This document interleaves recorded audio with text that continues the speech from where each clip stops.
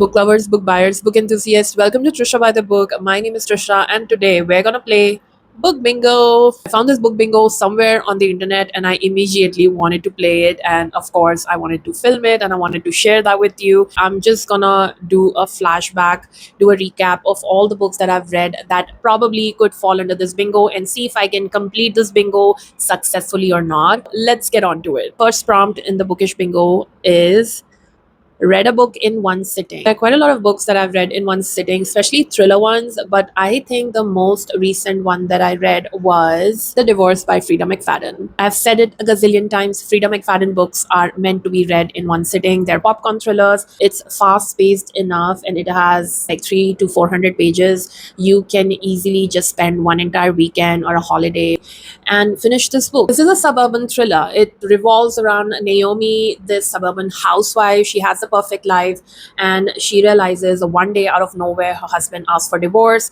and she starts digging deeper into it, and then she just keeps on digging more and more dirt along with her own grave, supposedly. Typical Frida McFadden book, just twist after twist, and it's a page turner, but nothing really remarkable. If I were to ever finish a book in one sitting, I know that I'm gonna pick this one up.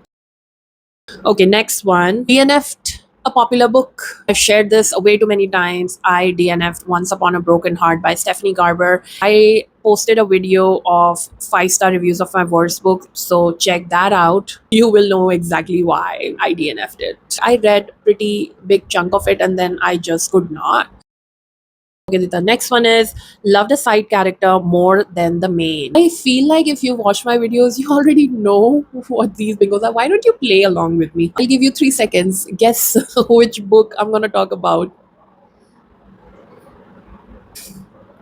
You already know it's The Red Rising. I love Severo more than I love Darrow, who's the main character.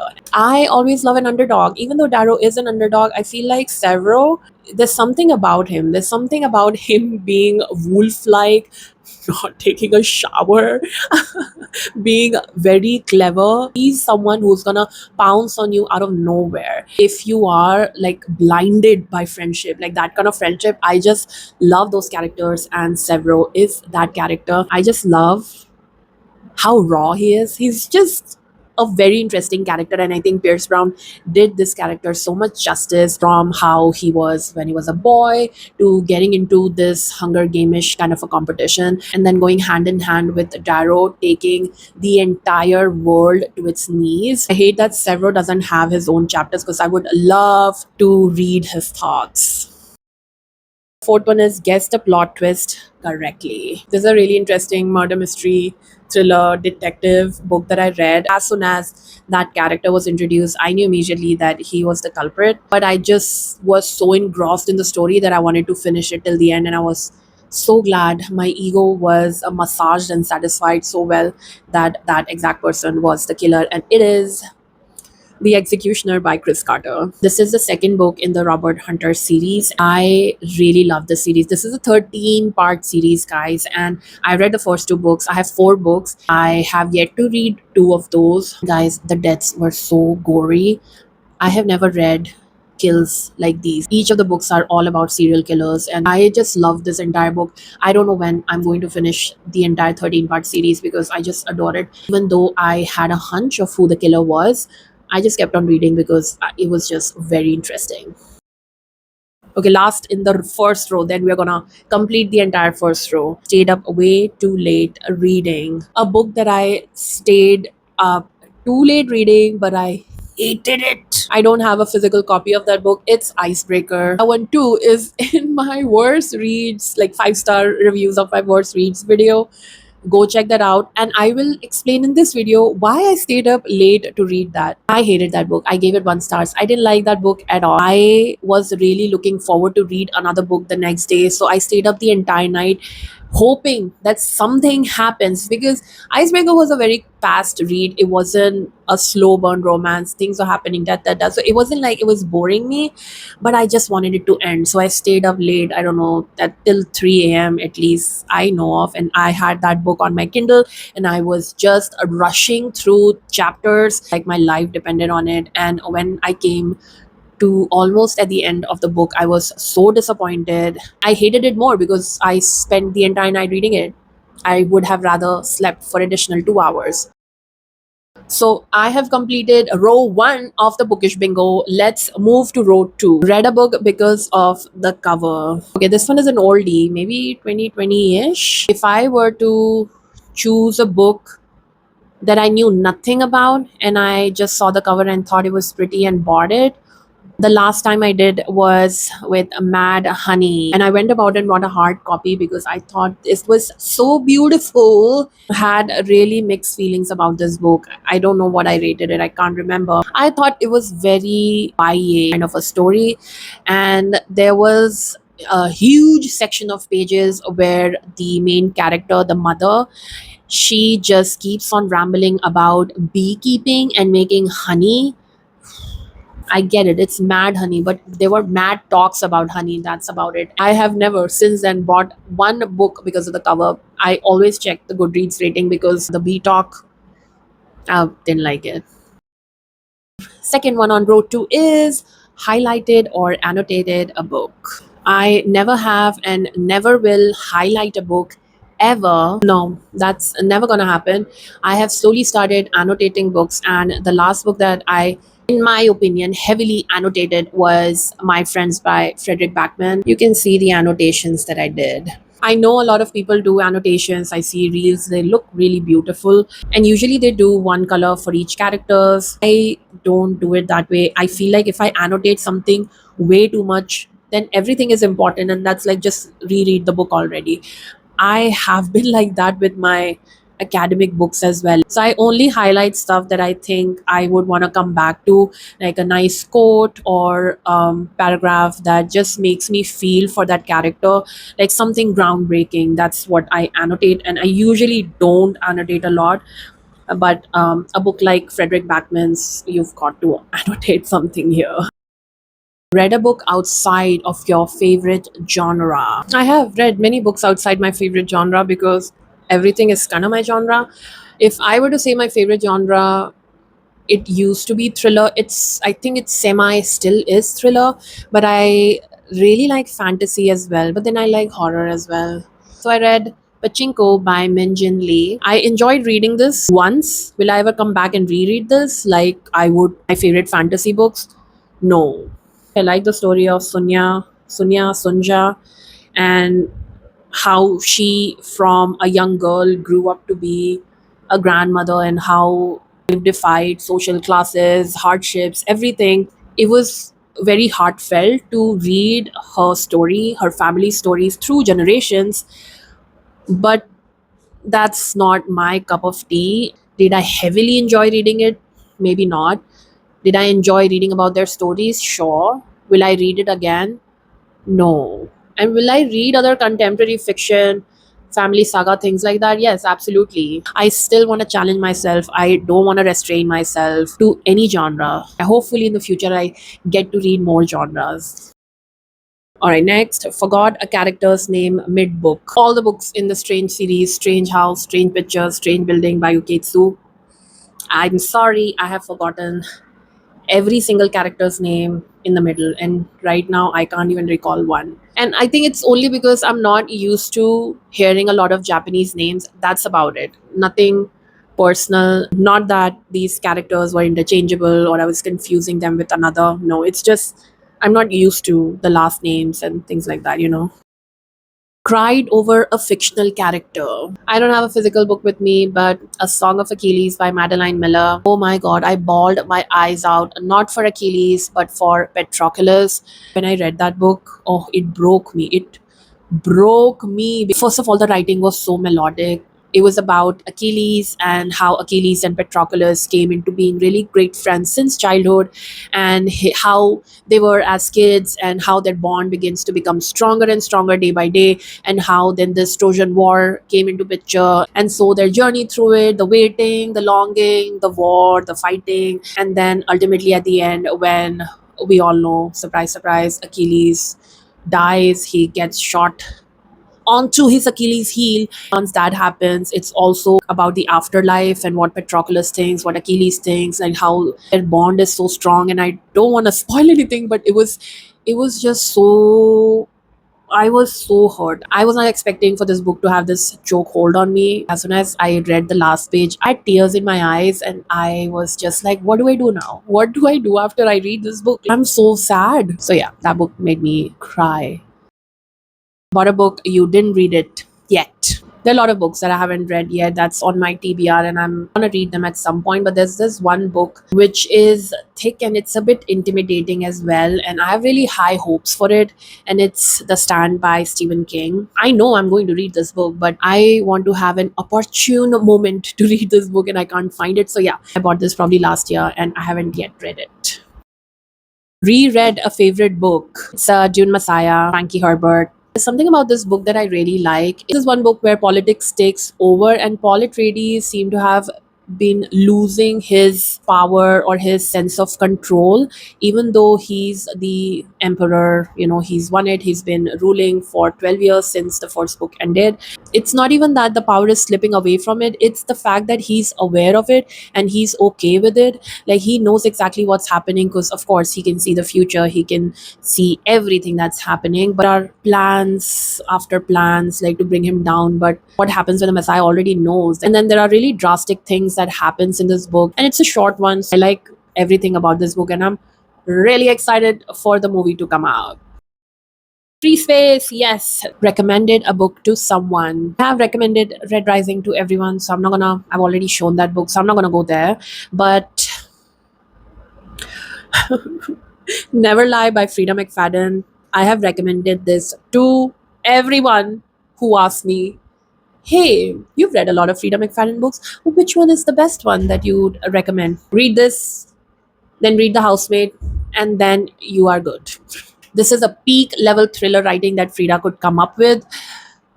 Bring back those Frida days. The way it's atmospheric and the way the plot twist happens. I know the feeling when the painting disappeared all of a sudden. Like, I remember what I felt when I read this book. It was amazing. Hated the ending of a book. I have a book, Woman Down by Colleen Hoover. I hated the entire book altogether, but the ending was even worse. First of all, Colleen Hoover writes a fan fiction about herself. She's the character, she's the main lead in the book, okay? And then, because she's going on this redemption arc, she wants to make another person even worse than herself. So she ends up making this guy that she's gonna get on with creepy as hell. And once that happens, things started getting hot and steamy and really pushing the boundaries of abuse. And I will deal with that fine. But the ending, I could sniff the ending from a mile away, and I was hoping, oh Lord, please let this not be the ending. I was really rooting for Colleen Hoover that you've had a bad, I don't know how many years. It's okay. Like, you come up with a book, let art be art. And I hope you have a really amazing ending. But no, she didn't. I was like, I can't help you there. Bring back Verity vibes. Now we're on row 4, by the way. There's only 2 rows left. Took a break just to process a scene.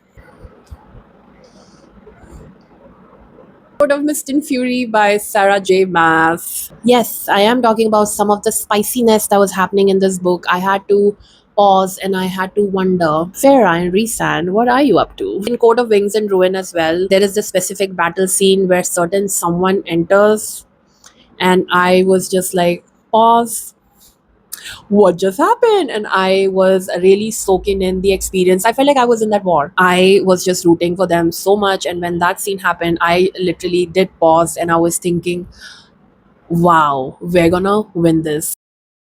Read a book faster than usual. Book Lovers by Emily Henry. All of Emily Henry books, because I did a challenge and I had to finish 5 books in 1 week. So I went faster than the usual. This one was a really good book, and so I picked this one.